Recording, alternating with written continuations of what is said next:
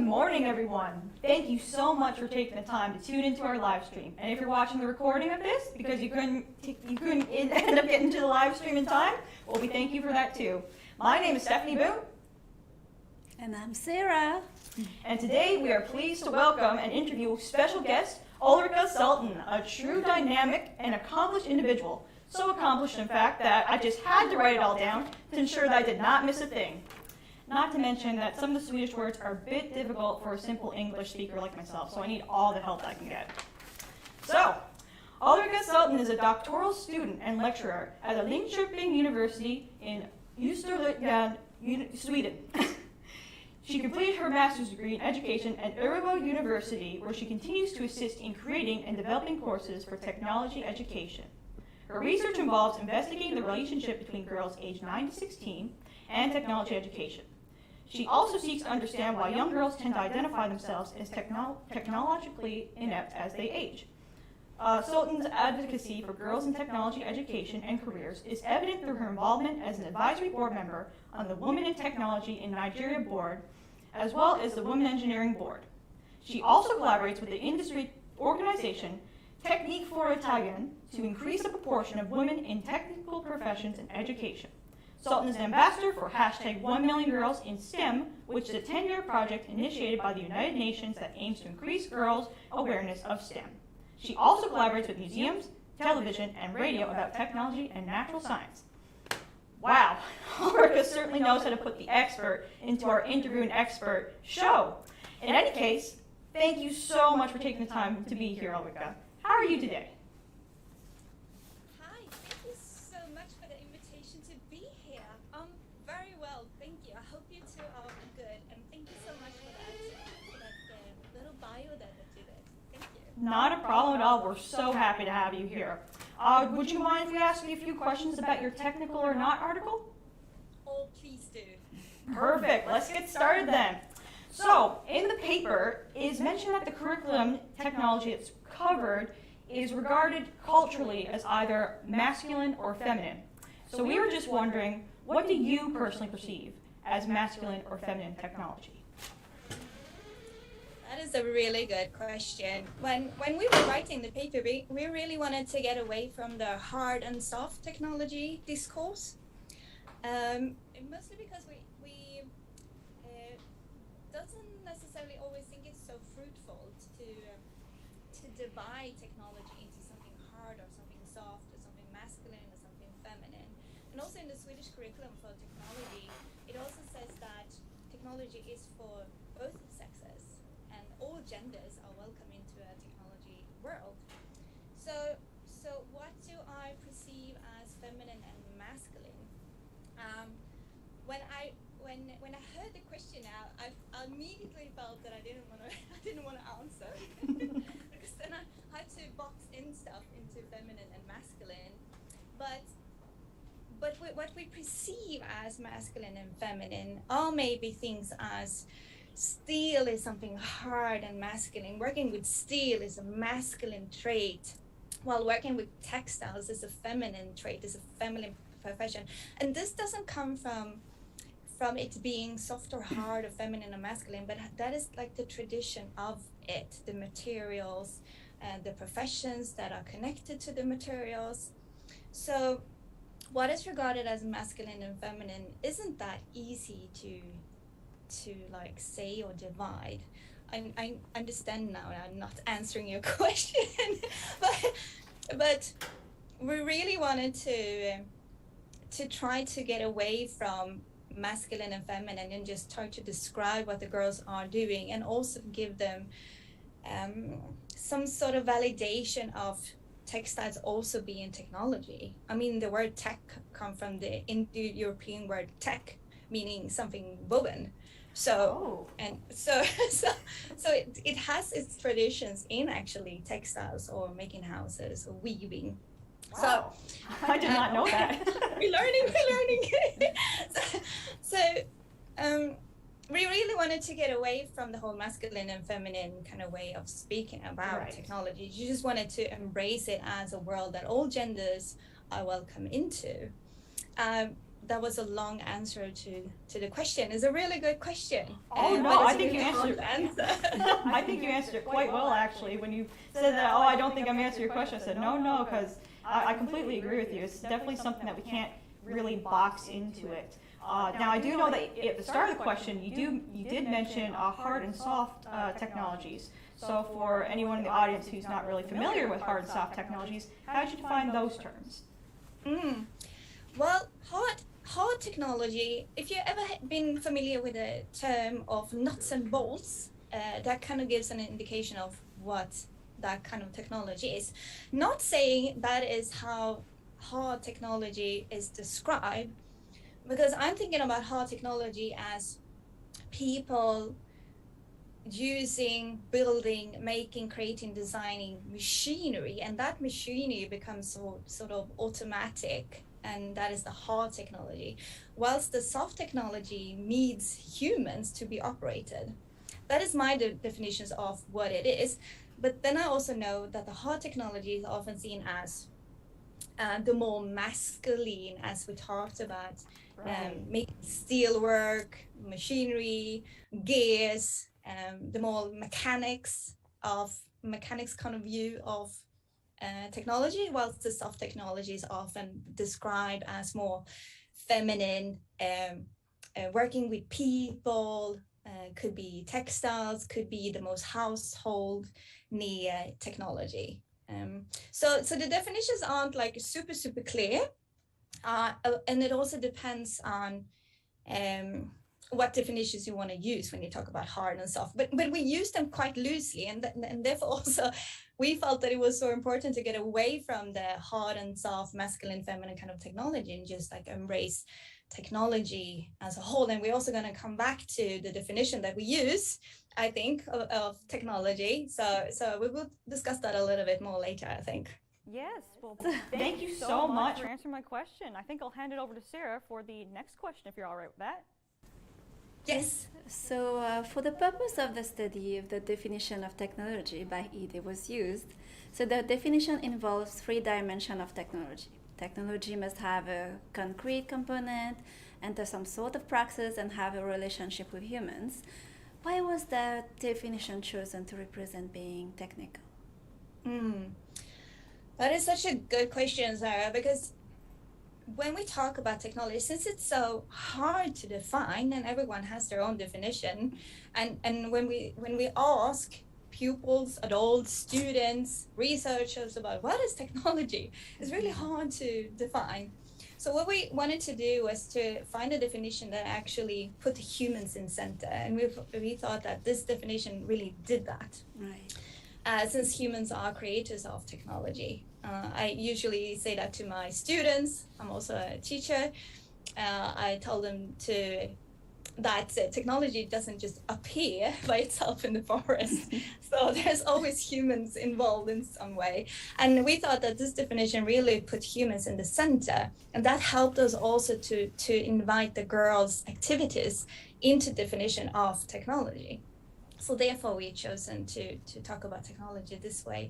And also we thought it fitted well into being technical, someone knowledgeable and have skills, not necessarily making technology or developing technology, but using technology in the broader sense. All right, thank you so much. Stephanie will continue with the next question. Perfect, thank you, Sarah. Well, my next question, I'm really particularly interested in this one because in the article, you mentioned how you were over in Sweden especially, they try to keep a gender kind of neutral classroom when it comes to technology education.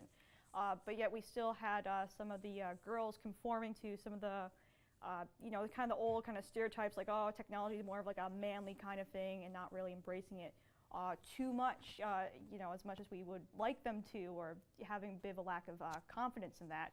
So would you ever consider investigating the preconceived notions about technology and gender of the families of the girls, and how the societal culture surrounding technology influences the children's attitudes towards technology?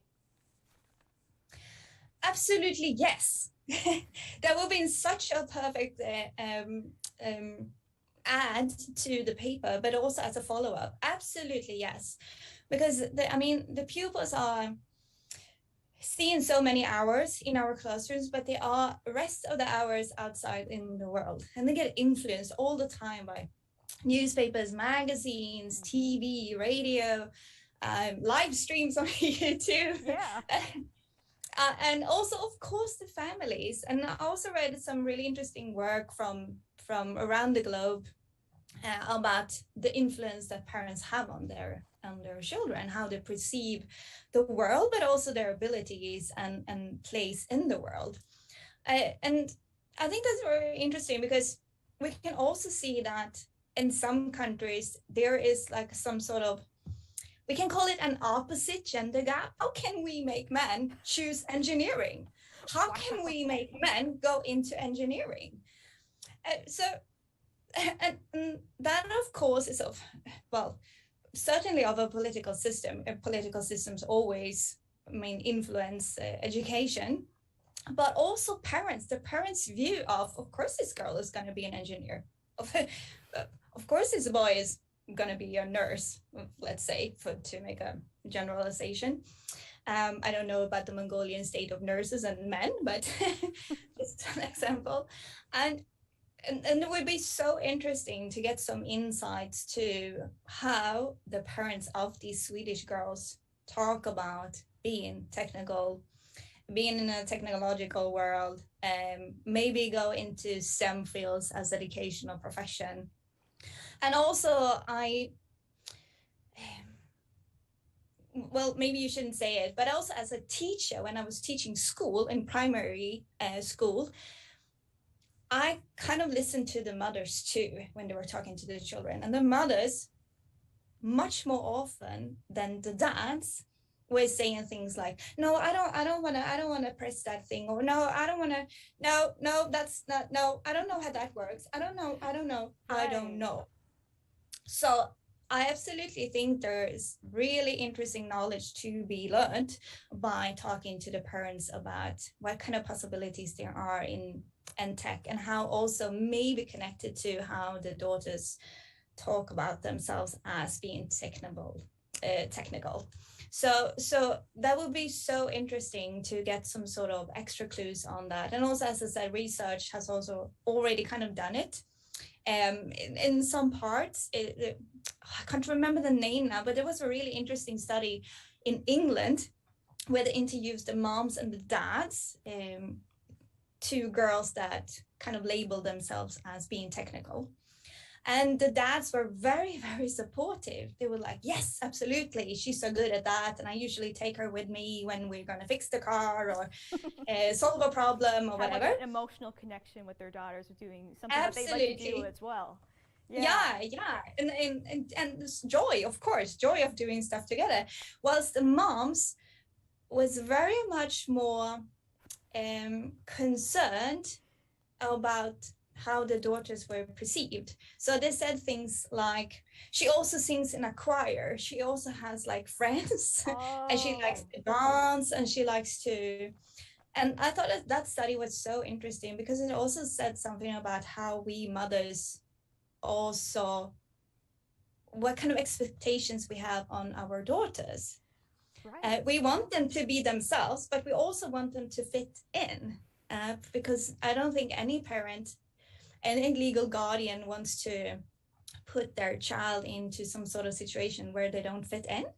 So I think that's also why the parents, especially the moms, then went, well, she's also a social person. She also does like girly stuff. But absolutely, yes, long answer to that. But yes, absolutely, yes, I would love to do that. Wow, that really is quite interesting, I gotta say. Perhaps maybe a different way of looking at it is not only do we need more gender neutrality when it comes to teaching tech education, but perhaps we need to start educating some mothers on some updated, ideologies and just some views when it comes to having girls in technology as well, too. So yes, yeah, there's a lot of parents out there, both women and men, I think, but mostly women, who are very insecure when it comes to technology, to fixing everyday stuff, to solving a problem, to drill a hole, to to do some new piping, whatever. But we can absolutely, I think, get in touch with that side of women to make them a little bit more secure. Give them some training time in tech. I completely agree. Well, thank you so much for answering my second question. With that, I'll hand it back over to Sarah. Thank you, Stephanie. So my next question is, it is mentioned that teachers play a key role in dismantling gendered practices and renewing the images of technology education, as they are well placed to induce change in perceptions and identities.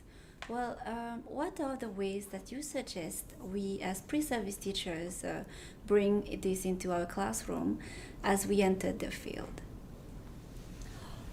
That is such an important question, I think, because we meet them all, don't we? We meet them all, Yes. all the pupils. And I would say one of the most important lessons that I have learned, both as a teacher in technology, but also as a researcher in technology, is to watch your language. Because it's so easy that we put a he Yes. in technology instead of a her, which is in technology. So it's so easy that we put up examples of a technology already existing, or textbooks, or pictures, or just do a simple Googling of tech, and it's just like, it's a sea of men. Yes. So I think we have to be very perceptive of what kind of images we also are portraying to our pupils. And therefore also, I said, watch your language, because it's so easy that we go into talking about everything from mechanics to computers to maybe even hospital technology as being something in such a male domain. Yeah. And I think you have to choose your words wisely, and also see what kind of like gender traditions there are in your community, because it's not the same thing, not in a country, not in a city, not on the countryside. It all has their own traditions. So as a teacher, you also have to be very perceptive of what kind of gender traditions there are, and try to challenge them. Yes, totally. Also. And also maybe, I mean, if we just back 100 years, 200 years, 300 years, it wasn't as gendered as it is today, professions or how we use technology. So I really think there is a lot of possibilities as a teacher to move beyond, and also be very aware of what you are saying, what you are showing. Are you just repeating traditions of technology being one certain way, or can we broaden it? What happens if we put in endogenous? Oh, what is the word? I lost it. Indigenous. Thank you. Yes. Indigenous perspectives, technology too. If we go global, what happens with our perspectives of technology? I think there's a lot to learn there, and also to break free from the traditions of teaching in a gendered way. And not saying that everyone does, but I think it's very easy for us to just fall into tradition of teaching in a certain way. So we have to find those challenges and just like, grow from them. Yeah, I think I can relate to that in that sense. And being a new teacher, pre-service teacher, we have to see what connotations to use at school. And yeah, thank you so much for this question. It was really interesting. And Stephanie will continue with the next question. Perfect. Thank you, Sarah. Well, from the article in Activity 1, you reflected upon how girls in mixed-gendered groups seemed a bit more confirmative, or a lot more agreeable, and less likely to kind of speak up.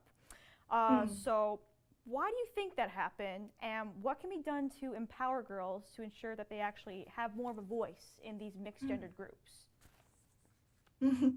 Yeah, that is conforming to the social convention of how to be a girl, isn't it? We are taught from a young age to sit still, be quiet, and just like be cute also. That is also in that, like. Well, that's an easy one for me. So and also at the same time as we telling girl that it's good, not telling them, but we are kind of forming them into the whole sitting still, being quiet kit of being a girl. We also at the same time say things to boys like, oh, you're so loud and noisy, just run out and just like get it out of you. just do your thing, just to run around and scream and take up room. And so we're also training girls all the time to be these quiet creatures in the context of a group. We're not training them to take up room in that sense. When they're younger, they do kind of, but also from preschool we start to like the more activities that are like in like girls do are often more of sitting still and doing stuff. Right. Painting, drawing, playing with dolls, blah blah blah. If we do it the traditional one, and the more boys' activities are more building trains and running around, climbing. So they're all also more active as they are younger. But in a certain time in their lives, also girls are taking up that space. They can take up that space, even though we tell them to like be quiet, sit still. We also clothe them in clothing that they can't move in. They can't climb in a skirt as easily as you can climb in pants. Exactly. So we also kind of kit them up with things that make it harder for them to actually move around too. So there's a lot of things going on, but up to a certain age, let's see, like in the paper, we could see that girls aged 9 took up much more space in the classroom, but girls that was let's say 11, 12, they were much more quieter. They conformed into the social convention of not taking up that room and letting the boys talk. So there's oh God, where to begin in this? But it's a long, there are many years of being trained in the girl kit as being someone that doesn't take up room and space and being quiet and sitting still, than having the possibility to actually move around, make your voice heard. So when it comes to that, when you mix the group, that also is like shown in the mixed group. Not always, I'm not saying this is like some sort of like truth, but it happened in the paper, and I've seen it also over and over again, collecting data. When girls are together with boys doing technology, they also get quiet and they wait for the boys to have the ideas, to take the lead to, as they get older, not as they're younger. As they're younger, they still think that they can do stuff. Right, and you certainly do see that change when they're growing up, don't you? You know, very energetic young girls, but then as they start to age, especially around those like young teenage years, or you know, even before then, they start to really quiet down, don't they? Yeah, I was even considering about the clothing aspect too. That does make a lot of sense with the restrictive clothes. Yeah, we can talk about this for so long. Yes. But it all comes down to the kind of girl kit that we are given. Like, this is how you are a girl, and we are trained in that all the time. We always and we compare ourselves to other girls and other women. And when I think it's very interesting, just look at a magazine that is directed to a young girl. What kind of woman or girl are you supposed to be in that? Not a girl that actually fixes her own bike or builds a boat. Right. You are a girl that's gonna look pretty and just look pretty. That is what you are supposed to do. Whilst in magazines or programs that is connected or for boys, much more be active, build a tree house or whatever. So it's the kit. It's the kit. Yes. Why, thank you so much. And with that, I'll pass it over to Sarah. Stephanie. So my next question is, in activity 3, the girls were focused on aesthetics rather than functionality or stability. So while aesthetic is a part of thinking technological, it does not cover all the bases. What can be done to help girls consider all aspects of the design process? I think of it as maybe that comes from the lack of training time. Yeah. What kind of materials are they used too. What kind of materials have they been playing with as younger children, or what kind of materials are they familiar with? Mm-hmm. And you always start with that, don't you? Even we adults, if we're going to choose from something, and this is a smorgasbord of materials to choose from. Let's say you come in and you're going to solve a problem. You're always going to look for, I said always, but you're going to look for the materials that you are used to and the tools that you're used to. And in this case, I think the girls did the same thing. So you're going to use the tools and the materials that they're used to, the glue gun, textiles, it's something they're very familiar with. And how to challenge them or how to make them think about these aspects too is to give them maybe that training time. To give them not to just like think that they are familiar with these materials or these tools, but also to give them the time to actually explore them and challenge them in, okay, so you did this amazing thing now. It looks great, by the way, but it won't work. Because it won't hold, it's not stable. Have you considered the aspect of if someone disabled gonna use it, how you have to secure it then, or what's gonna happen with your model if you do this or if you do that?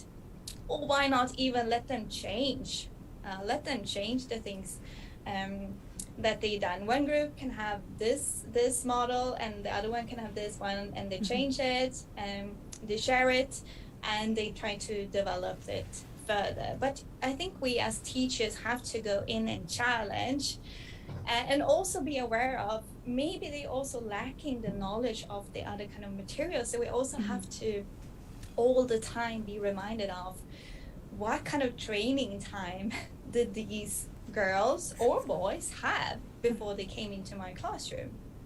What kind of experiences have shaped them so we can actually use them in the classroom? Because I think all experiences are very, very important, but also we have to refill them with the skills and knowledge to actually perform and solve the problems that we kind of do for them or create for them in technology education. Yeah, so maybe at the beginning of the semester we can get them to try on each material, each tool, so they can get familiar with it. So maybe during the semester they'll be more comfortable using them, just like we did back in the summer when we had to use all the tools. Like, I've never used that before, but it worked out really well. We ended up having really nice product. I love that idea. And I also think it's very useful to actually give also materials that they are not expecting. Let's say they're going to build something that is super stable. Just give them leaves. Let them solve it. How can we use leaves too? Or something natural materials. Just challenge their ability to actually take on a problem too. And maybe then also, since they also maybe have different training time, some pupils have like technical Lego maybe, and some have not. Some are very comfortable with a glue gun, some are not.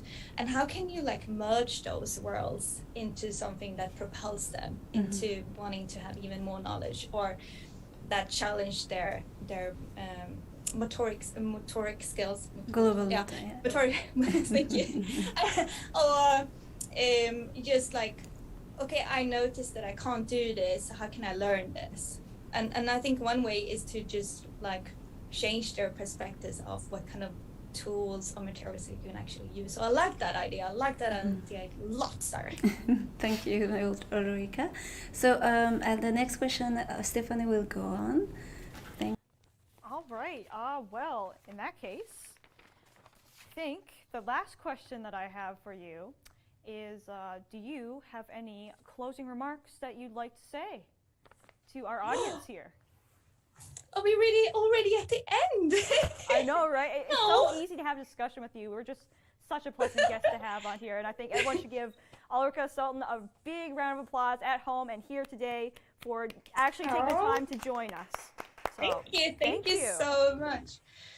I think you have asked so many good questions, and I'm so happy to be here and just like talking to you, because it was such a pleasure also going back and reading our paper again and just being reminded of the setting. I almost smelled the classroom when I was reading it. And your questions really gave me like another layer of the paper. I'm so thankful for that, and just getting to reflect a little bit more on what we were actually doing and how we try to like solve this problem of what we were seeing. So thank you so much for that. That was really good. Thank you. Well, thank you for being here. Well, you're here, folks. That was Ulrika Sultan. She wrote the Technology or Not article. You definitely find that online. It's open source.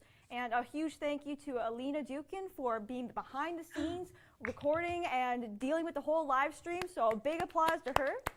And you guys have yourself a great day now. See you.